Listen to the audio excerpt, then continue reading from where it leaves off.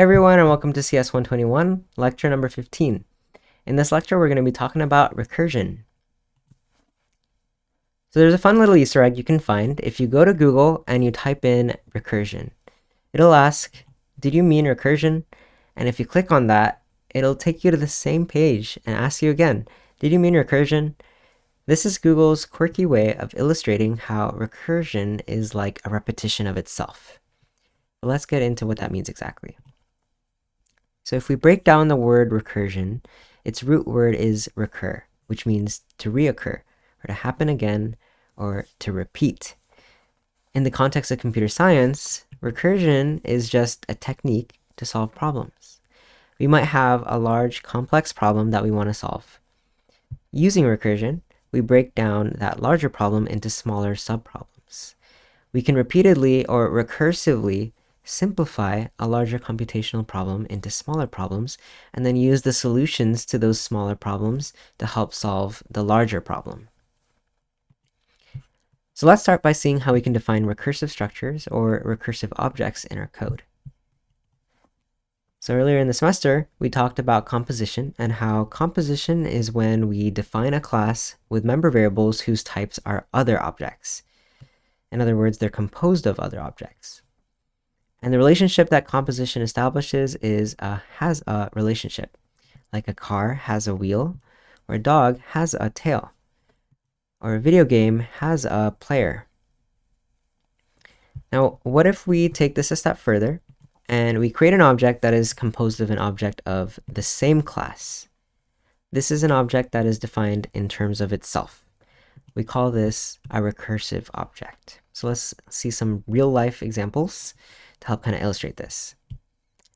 So if you've seen a Russian doll, you know that there's an outermost doll which contains another doll within it, and that doll also contains another doll within it, and so on and so on. A Russian doll is composed of another Russian doll, or it has a Russian doll within. Another example is this game that I would play growing up during Christmas, where we'd have a big group of people and this giant gift box that we'd have to open up while wearing oven mitts. And we pass that gift box around.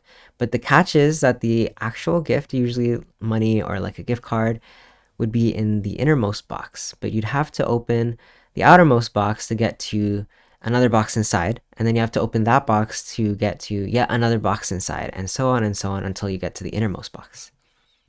So this gift box is also a recursive object because each box contains another box within it. We could say that it's recursively defined. So hopefully these kind of give you an anchor to visualize what a recursive object might look like in real life. In code, a recursive object, more concretely, is an object that has one or more members of the same object type. So we can look at my hierarchy of managers at Google as an example of a recursive structure. So I'm an employee at Google here at the bottom, and I have a manager.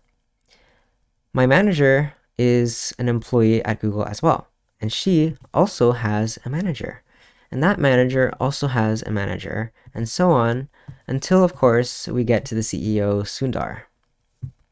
So we could represent this recursive structure by creating an employee class which is composed of another employee object. So let's say that our employee class has two members, a variable to hold the name of the employee, and another variable to hold a pointer to another employee object, which would be their manager. So this is our recursive structure coming into play here. An employee has a manager, which is a pointer to another instance of the employee class. So notice how we're using a shared pointer here. You might wonder, why are we overcomplicating things here with a shared pointer? Why not just make the manager a plain employee object? So let's just take a brief detour to illustrate what would happen if we didn't use a pointer. Say that we have a raw reference to an employee object as our member variable here. What this means is that every time we instantiate a new employee object, we'd have to specify another employee object to do so. So let's just try creating an employee and see what happens. So I can make a new employee object here. I can pass in a string JC as its name, but I need another employee object first. So I could create a manager object and then use that manager object to create the JC employee.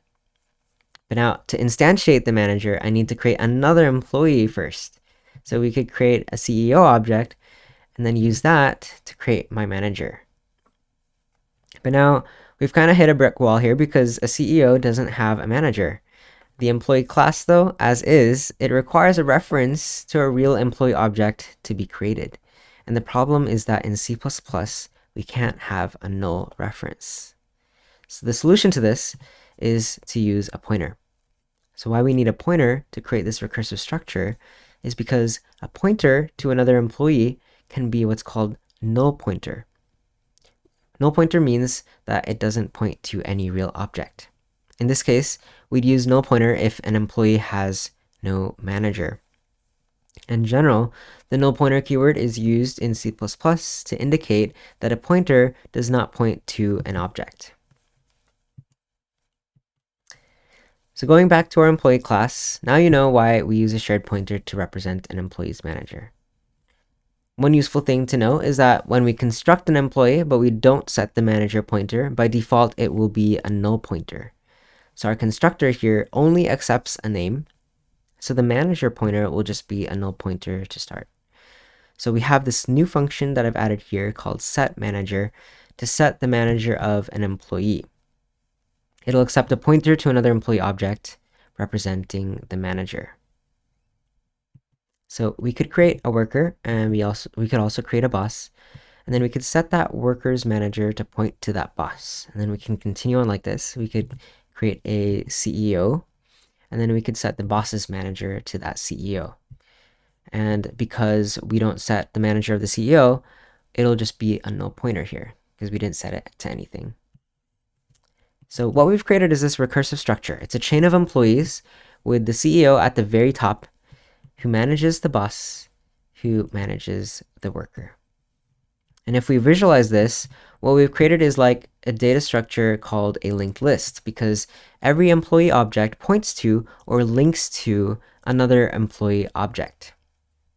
A linked list is essentially a data structure that looks exactly like this. It's composed of nodes, and each node contains some piece of data and a pointer or a link to the next node in the linked list. And every employee in this diagram is kind of like a node that points to the next employee in this management hierarchy.